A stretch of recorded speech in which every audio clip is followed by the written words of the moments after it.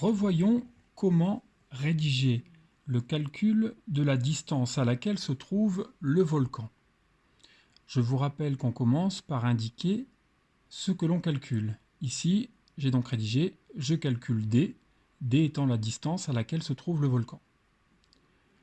Ensuite, on rappelle quelle est la relation qu'on va utiliser. Ici, la relation, c'est la vitesse est égale à la distance divisée par le temps. La vitesse sera en mètres par seconde, à condition que la distance soit en mètres et que le temps soit en secondes.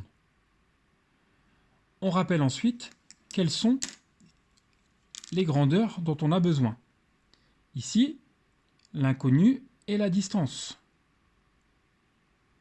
Donc si l'inconnu est la distance, ça veut dire que pour la vitesse et pour le temps, il nous faut des nombres.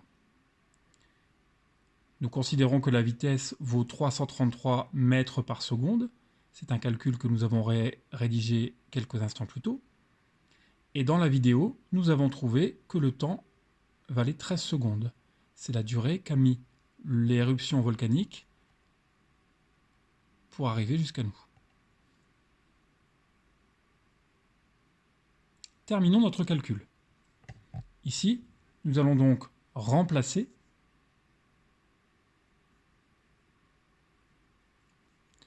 dans l'expression littérale V égale D sur T les lettres par des nombres.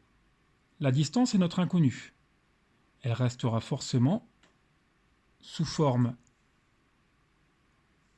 d'une lettre pour commencer. À la place de la vitesse, plaçons la valeur 333 mètres par seconde. À la place du temps, plaçons la valeur 13 secondes. Pour résoudre cette équation en mathématiques, plaçons à 1 au niveau du dénominateur de l'expression et nous sommes en mesure de réaliser un produit en croix. La distance va donc s'exprimer sous la forme 333 mètres par seconde fois 13 secondes divisé par 1. On trouve ici 4329 mètres. Si on nous demande de convertir ce nombre en kilomètres, je vous rappelle que pour passer des mètres au kilomètre, il suffit de diviser par 1000.